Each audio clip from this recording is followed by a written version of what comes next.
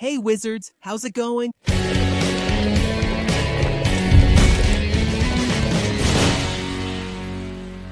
If you're new to the Leaky Cauldron, subscribe and turn on notifications to stay updated on everything here. And know that you can become a member of the channel and get access to exclusive benefits. Like badges that appear next to your name and emojis you can use here in the comments. You can also support our productions through the thanks button. That way, your comment stands out among the others. Or you can send your question, your doubt about Harry Potter, about the wizarding world, here using the QR code that appears on the screen or the link in the description. In his quest for immortality, Lord Voldemort went beyond many limits of magic, fragmenting his soul and sealing it in objects and a being he considered important. His Horcruxes were what kept him tied to life, even if his body was attacked in a lethal way. Without a doubt, Voldemort's most interesting choice was turning Nagini into a vessel for part of his soul. After all, unlike the other Horcruxes, Nagini was a living being, a serpent. That alone shows Voldemort's deep bond with Nagini. After all, choosing to put part of your soul in a living being is a very curious choice. But Nagini wasn't always a serpent. And today we're going to dive into her origin and history all the way to her last day.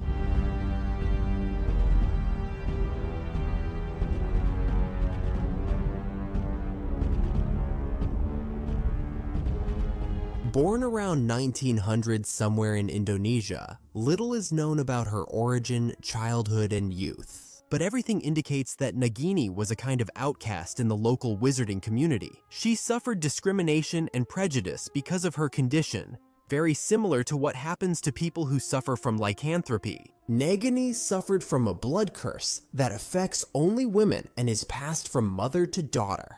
This curse caused the victim to transform every night at bedtime into a beast. In Nagini's case, she transformed into a serpent. The bearers of this curse were known as maledictuses. And at some point in their lives, they would end up transforming permanently, with no control and no possibility of returning to their human form.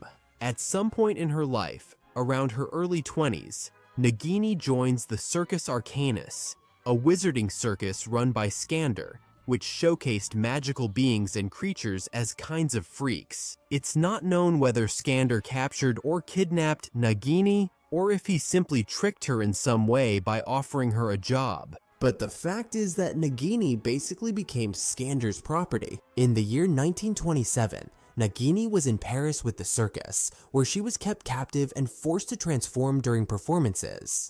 Tired of mistreatment and exploitation, after getting involved with a young man who was a fugitive from the United States and sought refuge in the circus, Nagini ends up planning to escape with him. Then, during one of her performances in September 1927, Credence creates a distraction, and Nagini, transformed into a serpent, attacks Skander, causing a great commotion in the circus and making them retreat so as not to attract the attention of the authorities. Once free, but without direction, Nagini tries to help Credence discover his true origin, since all the young man knew was that he came from a Muggle adoptive family. Together, Nagini and Credence managed to locate Irma Dugard, a half-elf whose name was on Credence's adoption document. Credence, believing she is his mother, visits Irma Dugard's house with Nagini. There, Credence's story becomes a bit more confusing.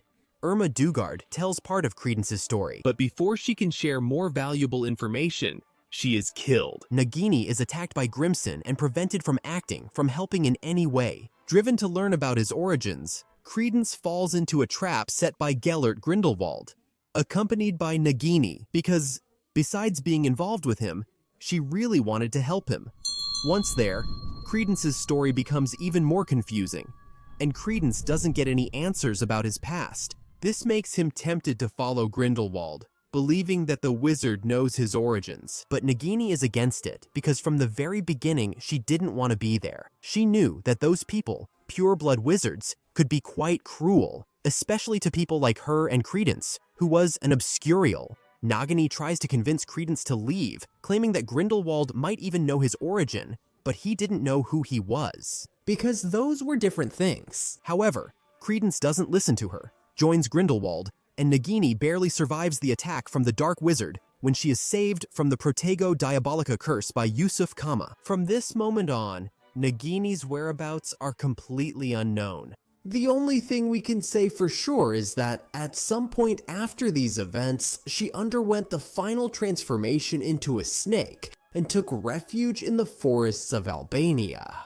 I believe that Nagini probably ended up isolating herself because of her condition before undergoing this final transformation, leaving Paris, maybe going straight to Albania, and she might have gone to live somewhere far away from people. As time passed, the transformations worsened, lasted longer, and she gradually lost her human essence until she was permanently transformed. Then, at some point in the summer of 1994, Nagini is drawn by a mysterious shadow in the forest of Albania. She was possessed by this shadow, which used her body to feed itself. Her path had just crossed with that of Lord Voldemort. Voldemort immediately realized that the snake he had possessed was different from any other, because all the animals he had possessed before couldn't resist this possession for long and ended up dying. But he realized that it was a strong, intelligent snake, much more than any other, and it could withstand his possession. And for some reason, Nagini, who had once been frightened, hunted, mistreated, and abused, developed a deep bond with what was left of Lord Voldemort. Maybe because there wasn't much left of her human essence in that form, or maybe because she was seduced by Voldemort's power of persuasion. After almost 70 years living in a forest, the fact is that their paths crossed, and Nagini would become an important piece in Voldemort's story. Still in the year 1994, when Voldemort had already lost any hope of getting help from some of his old followers, Peter Pettigrew, after being discovered and unmasked, goes to meet his master, knowing that this would be the best way to keep himself protected. Wormtail travels to Albania and, exhausted and hungry after days, stops at an inn. There he encounters Bertha Jorkins, a Ministry of Magic employee who attended Hogwarts with him. Even though Bertha recognizes Peter Pettigrew, he manages to persuade her to go with him, and then he incapacitates her, taking her to the place where Voldemort was hiding. By torturing Bertha Jorkins, Voldemort was surprised to discover that she had been the victim of a powerful memory charm. Then, by breaking this charm, Voldemort obtains very important, very valuable information that one of his most loyal followers was alive, and then he begins to plan a way to rescue him. In addition to rescuing the former Death Eater, Voldemort also plans to use Harry Potter's blood to regain his human form. After torturing Bertha Jorkins, Voldemort decides to kill her and uses her death to turn Nagini into what he believed to be his 6th Horcrux. Then, the Dark Lord seals part of his soul in that snake, which now, in addition to sharing a deep bond with him, housed a living part of the Dark Wizard within itself. Since Nagini was a different kind of snake, having once been a woman, this also affected the magical properties she possessed. It was by using the venom she produced, mixed with unicorn blood and some other spells created by Voldemort, that he managed to achieve that rudimentary body form. But it was a weak form, and Voldemort needed to be fed at short intervals with this mixture that contained Nagini's venom. And for that, he ordered Wormtail to milk the snake, something he didn't like at all. Once they were sheltered in the old Riddle house, Nagini roamed the property. One night, when she returned to the room with Voldemort and Wormtail, Nagini saw the old Muggle gardener, Frank Bryce, listening at the door to everything Wormtail and Voldemort said. She enters the room and tells Voldemort, who invites the Muggle in and kills him. Frank Bryce's body was probably devoured by Nagini. Since Nagini has a very strong bond with Voldemort, besides now housing part of the Dark Wizard's soul, they spent a lot of time together, practically all the time.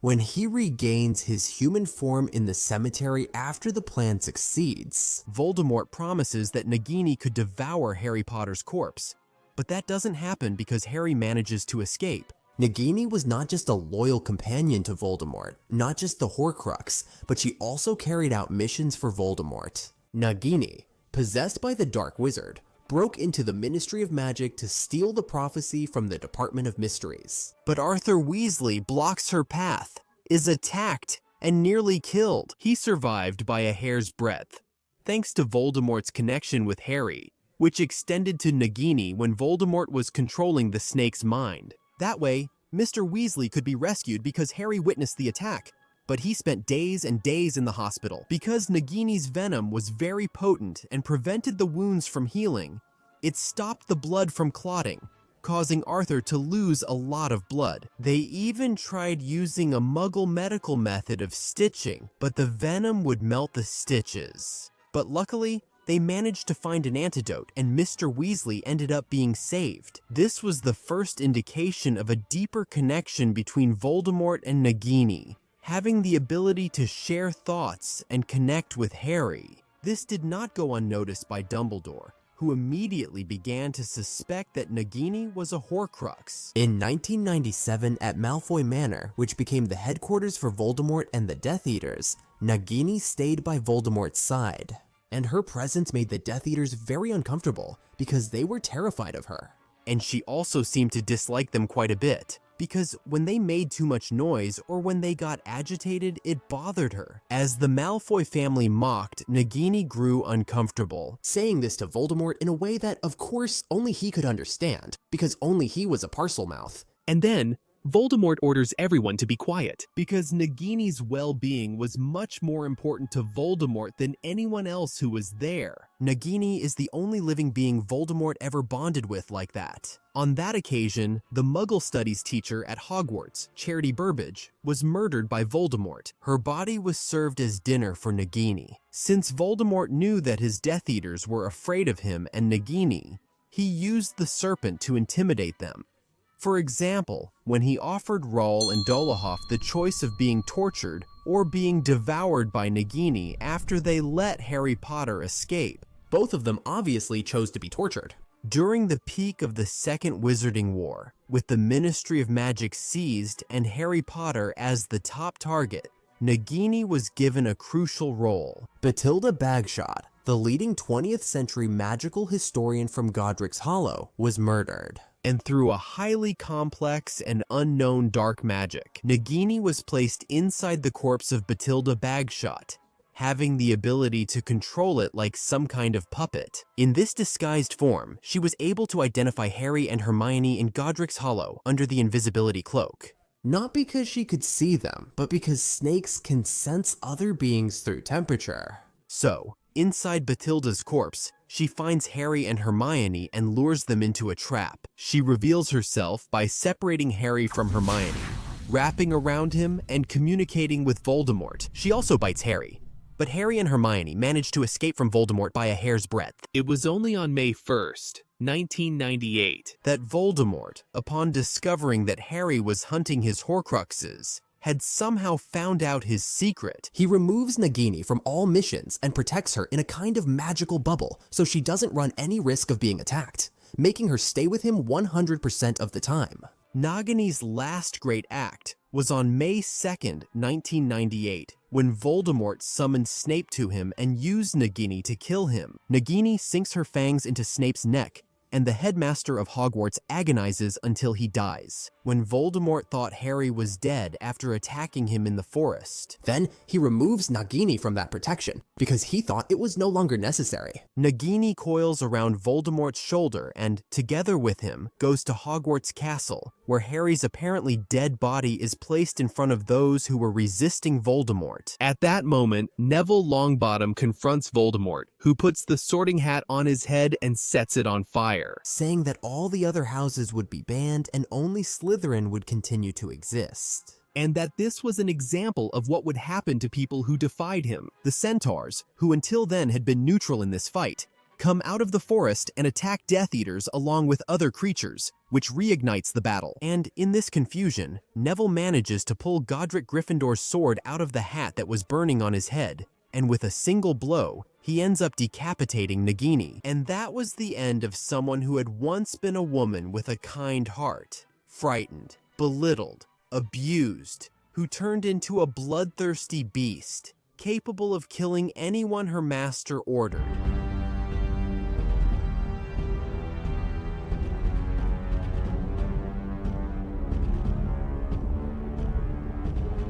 That's it, my wizards. Hope you enjoyed it. I wish I knew more about Nagini, especially the nearly 70-year gap between Fantastic Beasts, the crimes of Grindelwald, and her appearance in Harry Potter.